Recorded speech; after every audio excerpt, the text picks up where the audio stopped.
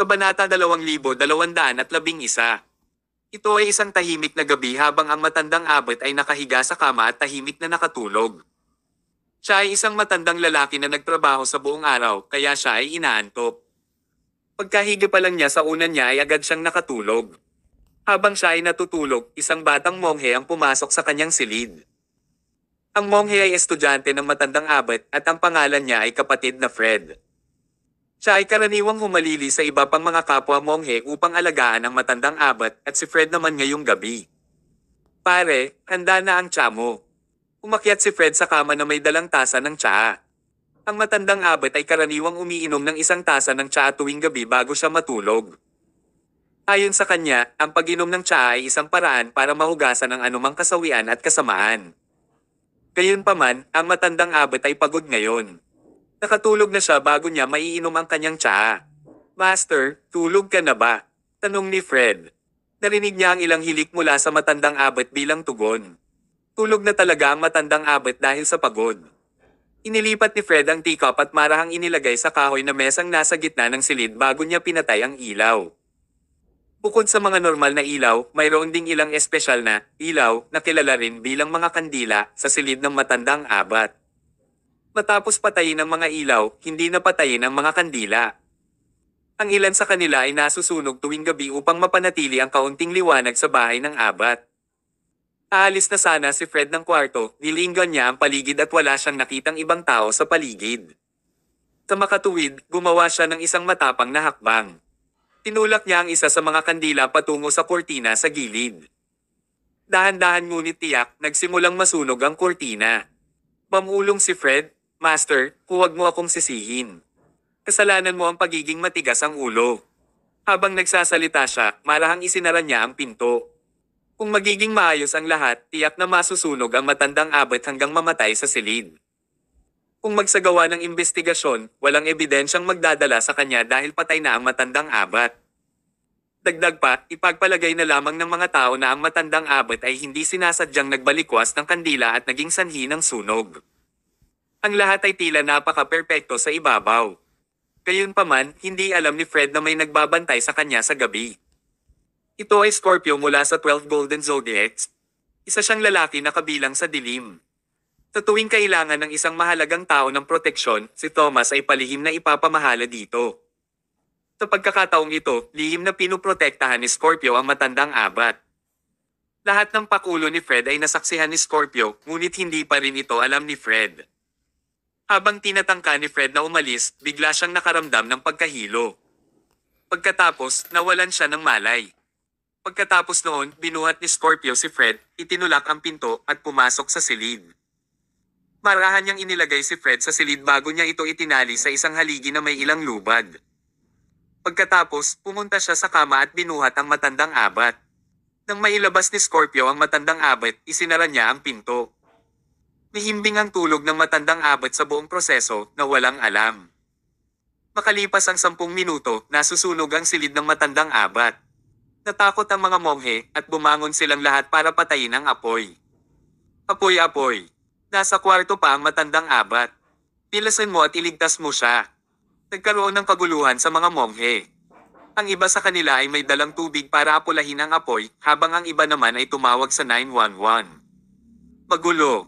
Sa kasamaang palad, masyadong luma ang bahay at napakaraming kahoy na bagay sa loob kaya mabilis na kumalat ang apoy.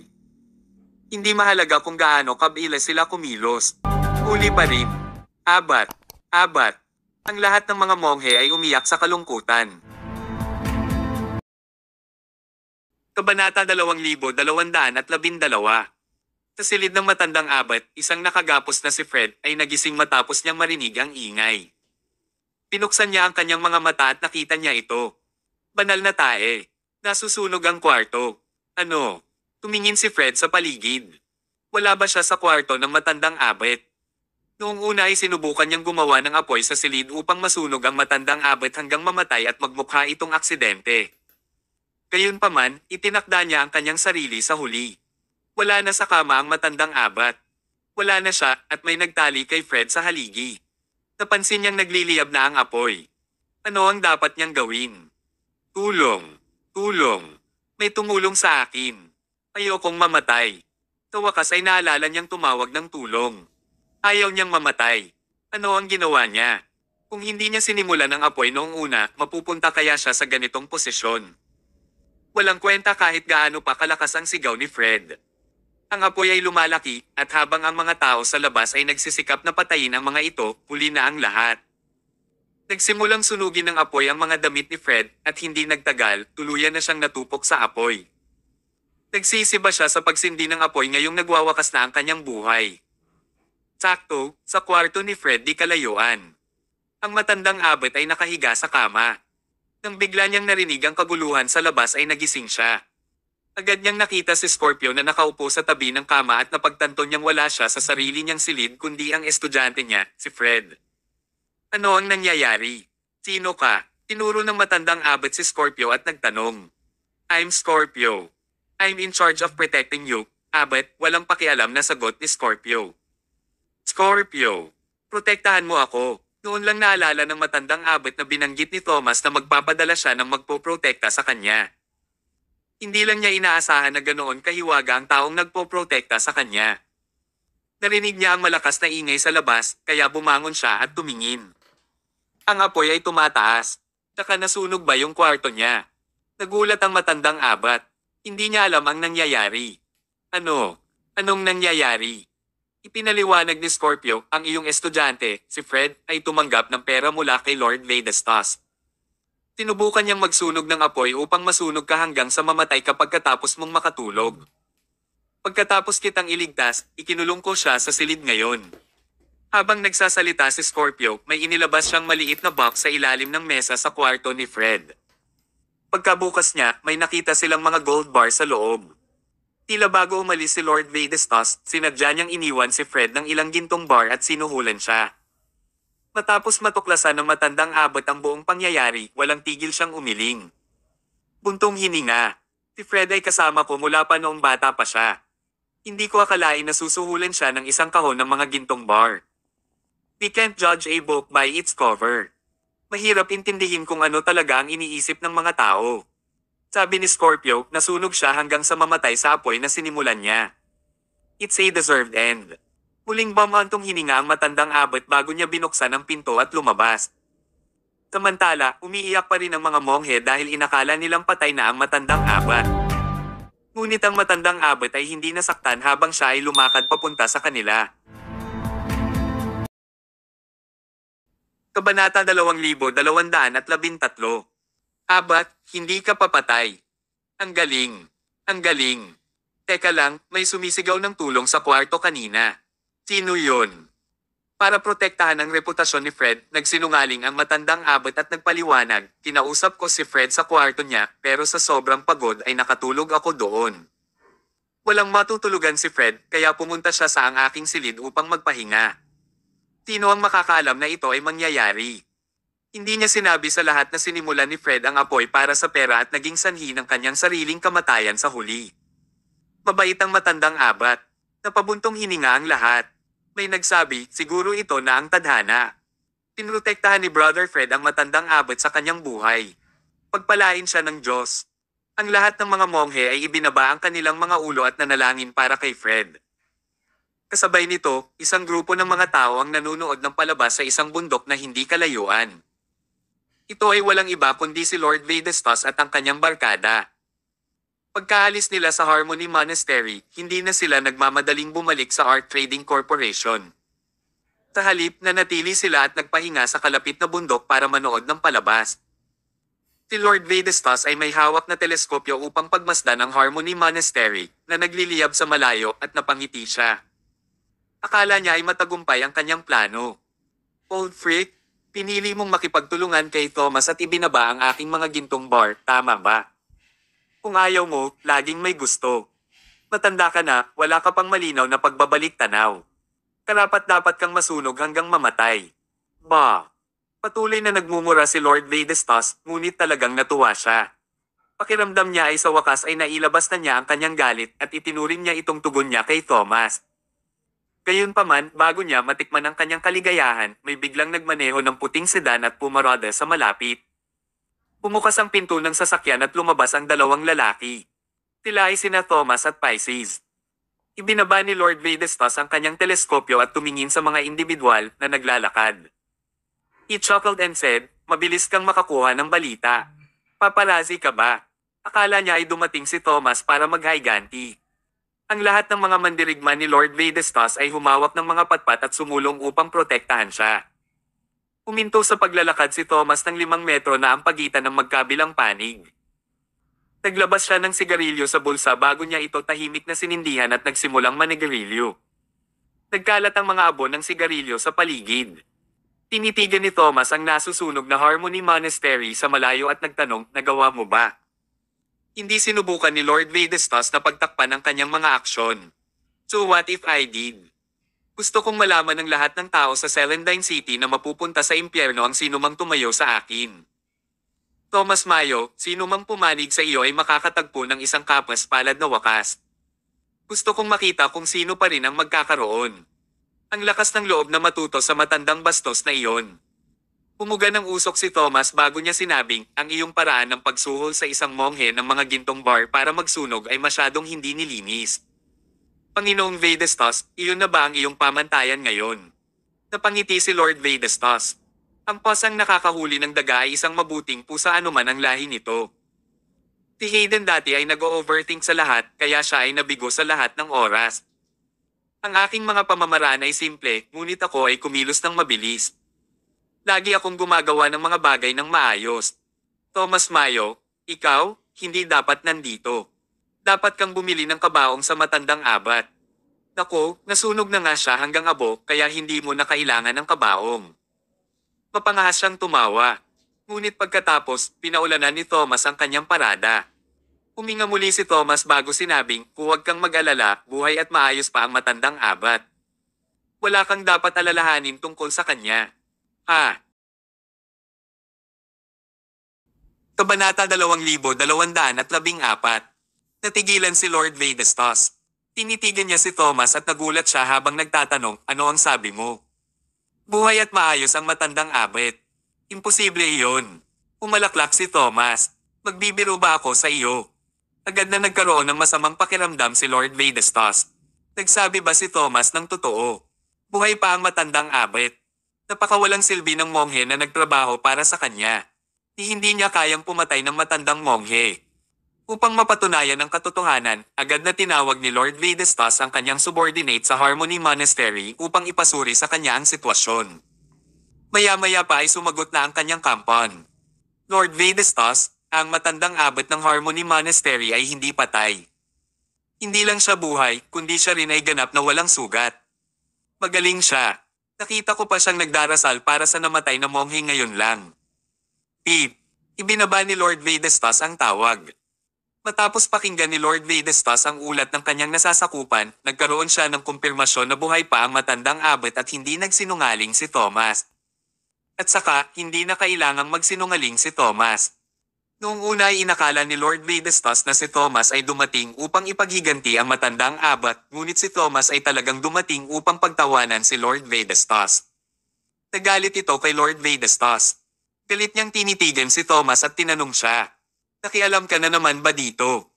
"Siyempre, kailangan kong protektahan ang matandang abat. Isa pa, nais kong ipaalam sa iyo na ang monghe na nasunog hanggang sa mamatay ay si Kuya Fred na sinuhulan mo." Walang pakialam na sagot ni Thomas. Masyadong walang awa iyon. Parang pagsasabi sa iba na walang magandang wakas kung pipiliin nilang magtrabaho kasama si Lord Vedestas. Nais ni Lord Vedestas na patayin ang matandang abat bilang isang babala, ngunit kinuwento niya ang kanyang sarili. Talagang nahirapan siyang tiisin. Ang lahat ng kanyang mga subordinate ay pumunta sa harap na lumilitaw na agresibo. Parang hindi maiiwasan ang away ngayong gabi. Tinong makakaalam na hindi man lang sila titingnan ni Thomas. He nonchalantly said, "Ask them to keep their weapons. Don't embarrass yourselves. Naranasan ko na ang mga wars na mas malaki pa dito. Kung lalaban tayo, ikaw lang ang maghahirap." Hindi naman siya nag-e-exaggerate. Alam din ni Lord Vedestas kung gaano kahusay ang mga suntok ni Thomas. Itinaas niya ang kanyang kamay at siniguradong hindi pa bigla-bigla na kumilos ang kanyang mga nasasakupan. Tinapos ni Thomas ang paghit-hit ng kanyang sigarilyo at itinapon ito sa sahig. Aniya, noong una ay walang dahilan para makilala kita, ngunit nangako ako kay Fiore na tutuperin ko ang kanyang hiling. Lord Vedestas, nakikipagkita ako sa iyo ngayon dahil gusto kong bigyan ka ng huling pagkakataon. Hindi pa huli ang lahat para itigil mo na lang ito at gugulin ang natitirang bahagi ng iyong buhay sa ibang bansa. Pagkatapos niyang magsalita ay ibinalik niya ang Pisces sa kanilang sasakyan at umalis. Dumating sila at umalis na walang pigil. Sa sobrang galit ni Lord Vedestas ay inihagis niya ang kanyang teleskopyo sa lupa, natapakan ito at umungol. Thomas Mayo, ano ka? You're giving me a chance. Wow, kung kailangan kong mamatay, kalag ka rin kita kasama ko. Hindi siya aalis. Ang krisis sa Celandine City ay hinding-hindi matatapos ng madali. Sa kotse, bumulong ang Pisces. Commander, sa palagay ko ay hindi na kailangan para sa iyo na bigyan siya ng huling babala. Hindi siya makikinig sa iyo ni Lord Vedestas. Kung gusto niyang huminto, matagal na siyang umalis sa lungsod ng Celandine. Tinitigan ni Thomas ang tanawin sa labas ng bintana at sinabi sa seryosong tono, ito na ang huling bagay na magagawa ko para kay Fiora. Kung pipilitin ni Lord Vedestas na huwag tumigil, wala rin akong magagawa. Dagdag pa ng Pisces, si Lord Vedestas ay walang ingat. Kung wala ang tulong ni Hayden, hindi siya magtagumpay. Ang pinakamalaking kalaban natin ay si Dragonclaw. Siya ay kasuklam-suklam. Oo, medyo tumpak ang pagsusuri ng Pisces. Ang Dragonclaw ay ang kalaban na dapat unahin ni Thomas habang si Lord Vedestas ay past tense na. Kabanata 2215. Madaling araw sa House of Wisteria, kumain ng masarap na almusal ang Dragonclaw. Nakaugalian niyang kumain ng karne sa lahat ng kanyang pagkain. Nakaupo lang siya doon sa mga oras na iyon at kumakain ng steak. Wala siyang pakialam kung masama man ito sa kanyang kalusugan. Ang kanyang teorya ay, maikli lang ang buhay, kaya dapat tamasahin ng lahat ang sandali. Mamatay man siya noon, sapat na ang buhay niya basta't tamasahin niya ito. Habang kumakain, naglakad si Heron. Master, may nangyaring masama kagabi. Kailangan kong magsumbong sa iyo. Ano ito? Hindi nagtaas ng ulo si Dragonclaw. It's Lord Vedestas. Hindi niya ipinaalam sa amin bago siya kumilos sa kanyang sarili. Gusto niyang sunugin ang matandang abbot hanggang mamatay sa apoy. Iniulat ni Heron ang nangyari kagabi ng detalyado at tumawa si Dragonclaw pagkatapos niyang marinig ito. Ano ang iniisip ni Lord Vedestas? He acted so recklessly. Paano siya makakarating sa posisyon niya ngayon? Mukhang wala nang makakamit ang brat na ito pagkatapos niyang mawala si Hayden. Kumakagat ng steak si Dragonclaw bago siya nagtanong, nahawakan mo na ba ang mga gamit ko? Tumango si Heron. I handled all of them. Inayos ko ang mga gamit sa old animal warehouse ni Mr. Cole para sa iyo. We can execute our plan anytime. Okay, sabi ni Dragonclaw, pumunta at ipaalam kay Declan para makita ang mga bagay na kasama ko mamaya. Hindi masaya si Heron. Master, gusto mo pa bang ipaalam sa kanya? Malaki ang posibilidad na ang misyon natin ay nabigo noong nakaraan dahil sinabi niya ito kay Thomas. Hindi ba dapat mag-ingat tayo laban sa kanya? Sabi ni Dragonclaw, dapat tayong maging mas may kamalayan sa kanya, ngunit ang tagumpay ng planong ito ay nakasalalay pa rin sa kredibilidad ni Declan. Wala tayong pagpipilian kundi gamitin siya. Tawagan mo lang siya. Hindi nasisiyahan, si Heron ay hindi kusang umalis para tawagan si Declan. Nandoon na si Declan nang matapos ni Dragonclaw ang kanyang almusal. Hinahanap mo ba ako? Tanong ni Declan. Umisi si Dragonclaw at misteryosong sinabi, let's go, may ipapakita ako sa iyo na magagandang bagay. Ginagarantiya ko na mabubuksan nito ang iyong mga mata. Pagkatapos, inilabas ng Dragonclaw si Declan sa sala at sa bodega ng hayop na dating lugar ni Mr. Cole. Ito ay sa una ay isang lugar kung saan nag-aaral si Mr. Cole ng paghugpong. Dati ay maraming maliliit na hayop tulad ng mga bunnies at guinea pig, ngunit ang lugar ay nawala ng laman pagkatapos pumanaw si Mr. Cole. Ngayon, ang bodega ng hayop ay ginamit para sa ibang bagay. Kasunod ng mga tagubili ng Dragonclaw, naghatid si Heron ng isa pang uri ng hayop upang punan ang bodega. Sila ay mga ahas. Sa sandaling binuksan ang bodega, naramdaman ni Declan ang panginginig sa kanyang gulugod. Nakita niya na may mga espesyal na ginawang hola sa bodega at may ahas sa bawat hola. At saka, hindi ito isang normal na ahas. Ang mga ahas na ito ay kulay pula at sila ay lubhang makamandag. Higit sa lahat, lahat ng ahas dito ay may dalawang ulo. Mga ahas na may dalawang ulo. Matapos makita ni Declan ang mga ahas na ito, natigilan siya ng ilang segundo, ngunit agad din siyang napawi sa kanyang pagkagulat. Siya ay tiyak na pamilyar sa uri ng ahas na ito. Sinabi rin ng Dragonclaw, Declan, dapat pamilyar ka sa mga ahas na ito, di ba? Oo, syempre alam niya ang tungkol sa kanila. Masasabi pa nga ng isa na bahagyang responsable si Declan sa pagkakaroon ng kakaibang hugis ng mga ahas na ito. Ito ay dahil iminungkahi ni Declan na pag-aralan at likhain ang mga ahas na ito. Kabanata 2216. Nangyari ito isang dosenang taon na ang nakakaraan. Si Declan ay may masamang pakikitungo kay Lord Vadestas noong panahong iyon. Matapos makita ni Declan kung paano kinokontrol ni Lord Vadestas ang lungsod ng Celandine gamit ang Heart Eater. Gusto niyang lumikha ng nakakatakot na laso na maaaring makalaban din kay Lord Vadestas. Sa makatuwid, inayos ni Declan na pag-aralan at paunlarin ito ni Mr. Cole kasama ng ibang tao, at ang taong iyon ay si Abner Porter na kilala rin bilang Hari ng mga Ahas. Pinag-aralan ni Abner ang mga ahas, lalo na ang mga makamandag na ahas. Si Mr. Cole ay may kasanayan sa paghugpong at si Abner ay may kaalaman sa makamandag na ahas. Pagkatapos ng isang buong taon, ginamit nilang dalawa ang kanilang mga kakayahan upang lumikha ng isang nakakatakot na organismo, ang dalawang ulo na ahas. Ang ahas ay lubhang makamandag at ang kamandag nito ay espesyal. Kapag nakagat ang isang tao, hindi siya mamamatay kaagad. Sa halip, makakaranas siya ng sakit sa isip. Maaalala niya ang lahat ng masasamang bagay na nangyari sa kanyang buhay at patuloy siyang nananalangin. Pagkatapos, dahan-dahan siyang mamamatay habang pinahihirapan siya ng lahat ng sakit na iyon. Bukod kina Mr. Cole at Abner, walang ibang tao sa mundo na makakapagpagaling ng lason. Bukod dito, mayroon ding ilang problema sa antidote na inireseta ni na Mr. Cole at Abner. Ang mga side effect ay medyo malala. Minsan ay nakagat ng ahas na may dalawang ulo si Abner dahil sa isang error sa operasyon. Kahit na inubos niya ang antidote, tuluyan pa rin siyang nabaldado sa huli.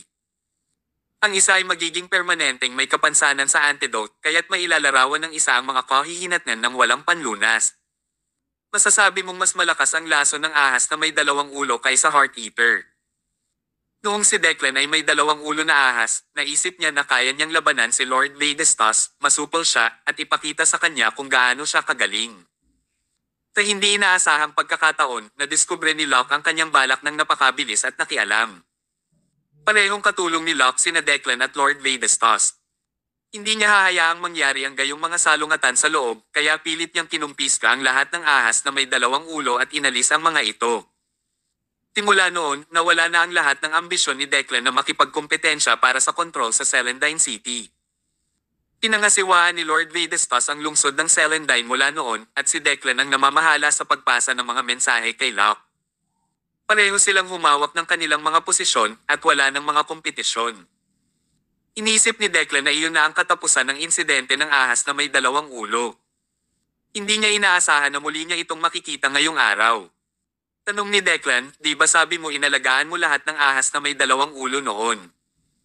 Sabi ng Dragonclaw, oo, inalagaan namin sila pero hindi namin sinasadya na pinatay namin sila. Ipinasalang namin sila sa mga profesional para panatilihin sila at siguraduhing walang nangyaring masama. Declan, ang mga ahas na pinag-aralan at nilikha mo ay iisa ng mga kababalaghan ng kalikasan kung sisirain lang natin ang mga ito, hindi ba't nakakahiya? Nakaramdam si Declan ng panginginig sa kanyang gulugod. Ang mga ahas na may dalawang ulo ay lubhang makamandag. Pinili ng Dragonclaw na ihatid ang dalawang ulo na ahas sa bahay ng Visteria sa oras na ito. Ano ang kahulugan nito? Anong masamang balak ang bahagi ng makamandag na ahas na ito? May naisip ka na bang bagong plano? Tanong niya ulit. Bagong plano? Siyempre. Hindi nagpapigil ang Dragonclaw.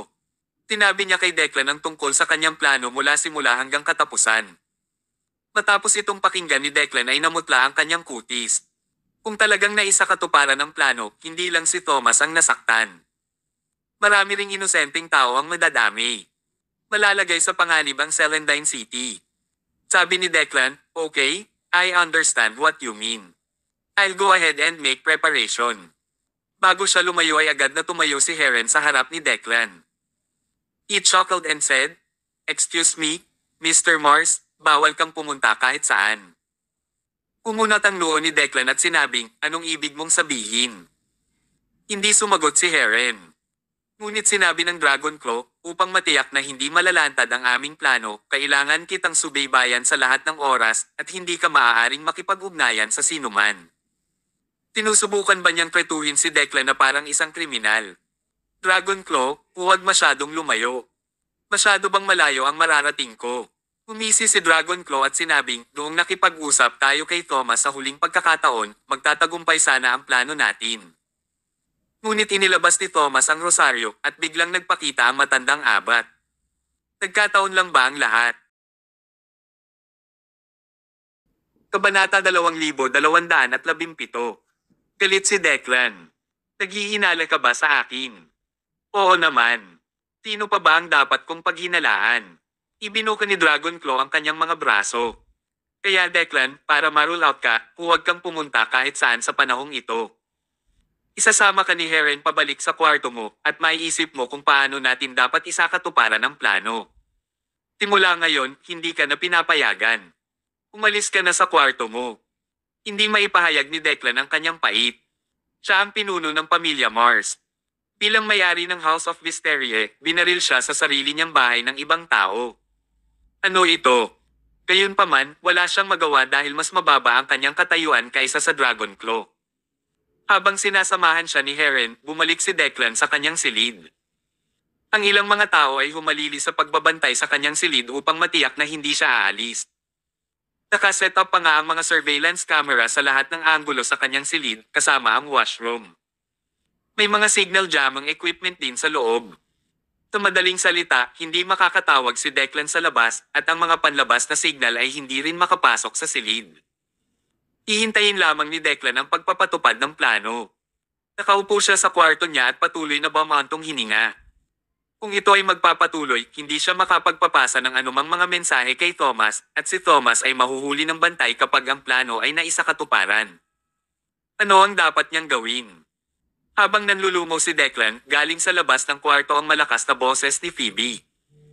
"Paano mo nagawang magalit ang tatay ko? Ito ang aming tahanan. Umalis ka dito." Nagningning ang mga mata ni Declan. Agad siyang naglakad papunta sa pinto at nakita niyang nagtantrum si Phoebe kay Heron. Masungit na sabi ni Heron, "Phoebe Mars, huwag kang mag-assume na hindi kita sasaktan. Kapag hindi ka nakaalis dito, buburahin din kita." Si Phoebe ay naging nagtrabaho at nagalit. Nang malapit na siyang magwala, bigla siyang sinigawan ni Declan. "Phoebe, anong ginagawa mo?" Tumingin si Phoebe kay Declan at galit na sumagot, "Masyado nang lumayo ang mga taong ito. Hindi ka lang nila sinusubaybayan, kundi nililimitahan din nila ang kalayaan mo. Bahay natin ito." Paliwanag ni Declan, "Wala lang ito. Para lang masigurado na hindi mailalabas ang impormasyon bago natin isakatuparan ang plano. Huwag magdulot ng gulo dito. Go lang." "Tatay, hindi ka pa rin umaalis." Biglang nagdilim ang ekspresyon ni Declan at may sinabing kakaiba. "Kung patuloy kang tatanggi na umalis, darating ang demonyo para sa iyo." Natigilan si Phoebe at bahagyang napangiwi si Heron. "Demonyo? Ano ang ibig niyang sabihin?" Tigaw ni Declan, "Bilasan mo at lumayo ka. Huwag kang makialam sa ginagawa ng mga matatanda." Nagpout si Phoebe at ayaw. Hindi nakita guguluhin pa. Puno ng kalungkutan ang tono niya. Tumalikod siya at tumakbo, umalis sa bahay ng Wisteria. Ayaw na rin niyang bumalik doon. Hindi na niya iyon tahanan. Sa bahay, nanunuya si Declan. Tatalikod na sana siya at babalik sa kanyang silid, biglang nagtanong si Heron, "Mr. Mars, ano ang ibig mong sabihin ng demonyo?" Kabanata 2218. Nang tanungin siya ni Heron, si Declan ay mukhang kalmado at malayo. Mahinahon niyang paliwanag, "Demonyo lang ang demonyo. Anong problema? Oh, wala bang special meaning? Ano pa kayang ibig sabihin nito?" Sabi ni Declan, "Kapag nakulit si Phoebe, tinatakot ko siya gamit ang mga demonyo. Tapos, masunurin siyang matutulog at kumain. Ang mga demonyo ay katulad ng mga mangkukulam at malalaking masamang lobo na ginagamit ng mga tao para takutin ang mga bata. Parang walang kakaiba. Bukod dito, binanggit niya lang ang salitang demonyo at tila walang espesyal na ibig sabihin. Natahimik si Heron at nag-isip, ngunit wala siyang nalaman. Haha, malaki na si Phoebe tapos takot pa rin siya sa demonyo. Para siyang bata. Itinaway ni Heron ang kanyang kamay at isinara ng dalawa sa kanyang mga kampan ang pinto. Nagpatuloy sila sa pugiling kay Declan. Samantala, mahinahong bumalik si Declan sa kanyang kwarto na parang walang nangyari. Naglabas siya ng papel at panulat para planuhin ang susunod niyang hakbang at kung paano siya dapat makipagtulungan sa Dragon Claw. Natural, palabas lang ito para sa Dragon Claw. Ang tunay na iniisip ni Declan ay, Phoebe, kailangan mong maunawaan ang ibig kong sabihin. Pagkatapos umalis ni Phoebe sa House of Wisteria, wala siyang pinanggalingan pumunta. Tumungo lang siya sa Food and Medicine Hall at nakilala muli si Thomas, pati na rin si Blake.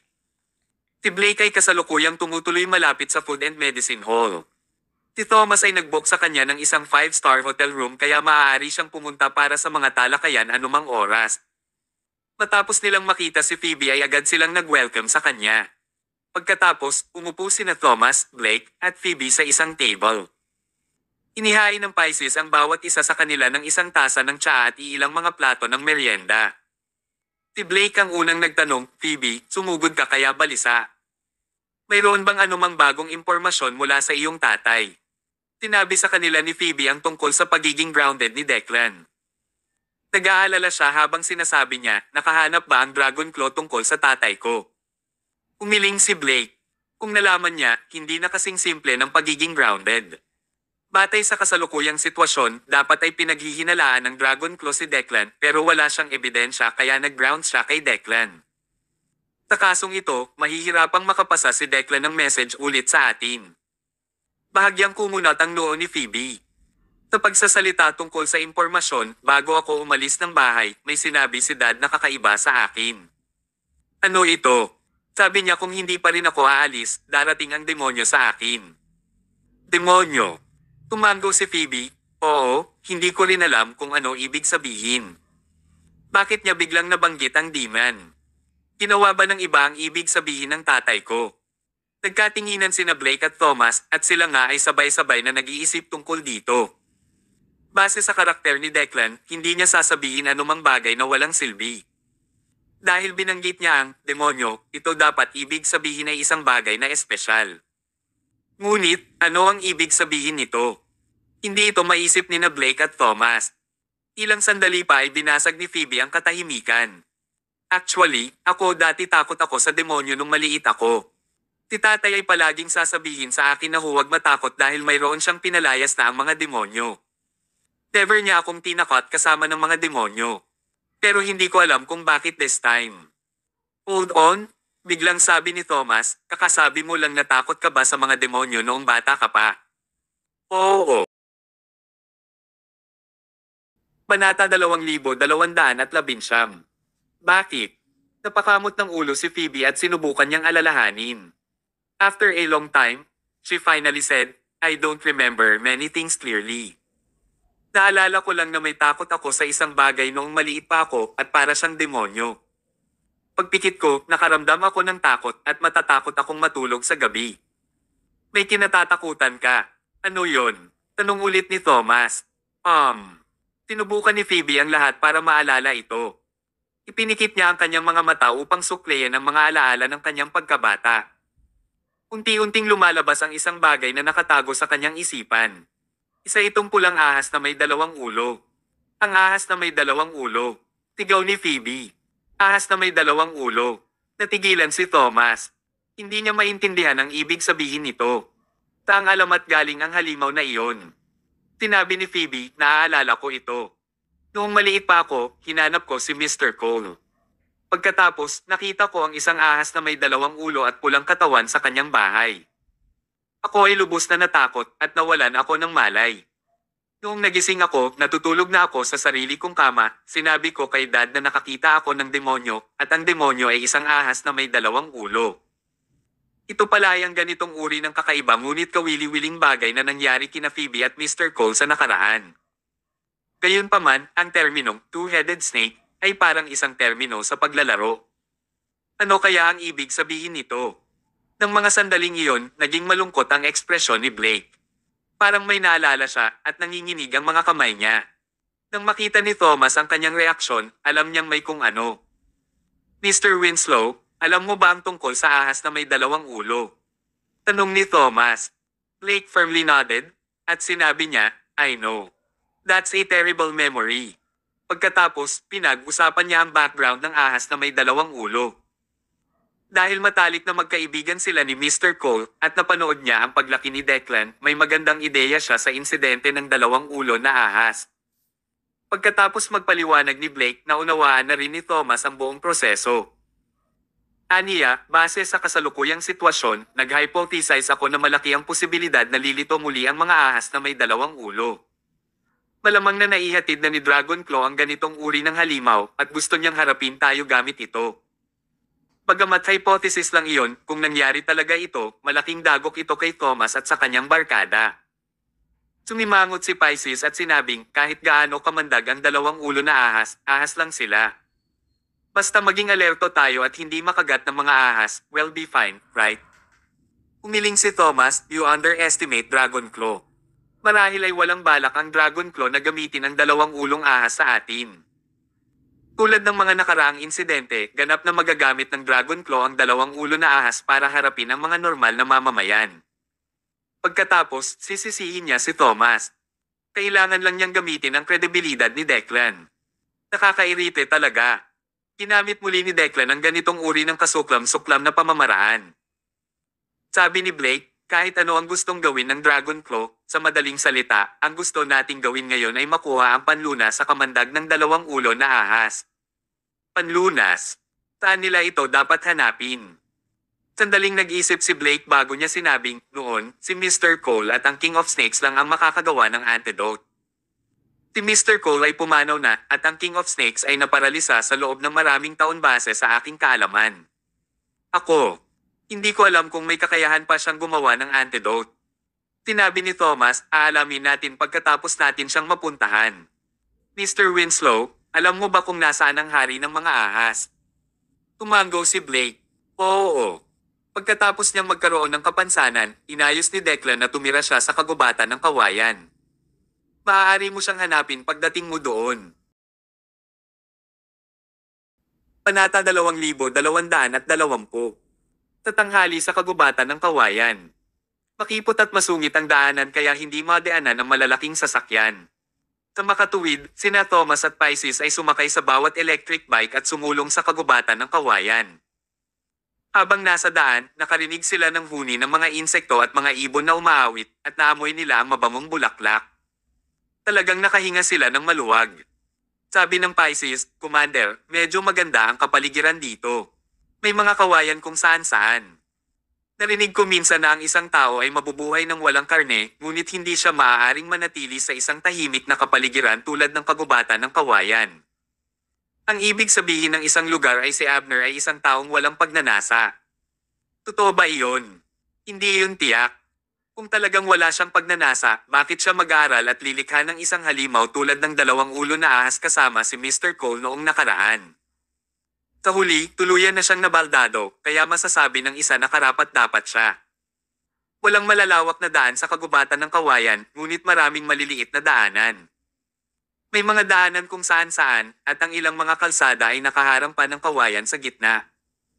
Kailangan nilang bumaba sa kanilang mga bisikleta at ilayo ang kawayan upang magpatuloy sa pagsulong. Tapatnubay mula sa mapa ni Blake, pareho silang nagsikap bago nila mahanap ang lugar kung saan tumira si Abner, ang hari ng mga ahas. Ito ay isang maliit na villa na nakapag-iisa na itinayo sa kagubatan ng kawayan. Simple lang ang estilo ng arkitektura nito, ngunit mukhang matikas kapag nahalo ito sa kagubatan ng kawayan. Tinadya pa nga ni Declan na magtayo ng pundasyon para kay Abner at may darating para maghatid ng mga grocery buwan-buwan. Sa makatuwid, ang lugar na ito ay talagang hindi tiwangwang at ito ay talagang isang langit ng kapayapaan at kaligayahan. Bukod dito, kumuha ang foundation ng 2 kasambahay at isang chef para kay Abner. Pinaglilingkuran siya ng 3 kaya wala siyang kailangang gawin sa kanyang sarili. Ang kanyang buhay ay higit na masaya kaysa sa mga karaniwang matatandang lalaki. Ginawa rin ito ni Declan para makabawi sa nangyari noon. Elegant residence. Eto na, sabi ni Pisces habang nakatitig sa signboard sa pintuan ng villa. Ipinarada nila ang kanilang mga bisikleta. Lalapit na sana sila at katok sa pinto. Nang maglakad sila papunta sa pinto, nakarinig sila ng ilang kalabog at bumukas ang pinto. Isang kasambahay ang tumayo sa pintuan at nagtanong, pupunta ka ba para sa konsultasyon? Konsultasyon. Maaari itong sabihin. Tumango si Thomas. Siguro kung nandito si Mr. Porter. Pumalaklak ang kasambahay. Saan pa kaya siya maliban sa bahay? Hindi siya makalakad. Tara, pasok na tayo sa loob. Ang hari ng mga ahas ay nanirahan sa isang rural na lugar, ngunit mayroon pa rin siyang magandang reputasyon. Ang kanyang mga kasanayan sa medikal ay napakahusay, at siya ay lalong mahusay sa paggamot ng lason. Kaya, ang mga tao ay naglalakbay mula sa malayo upang bisitahin siya para sa isang konsultasyon bawat taon.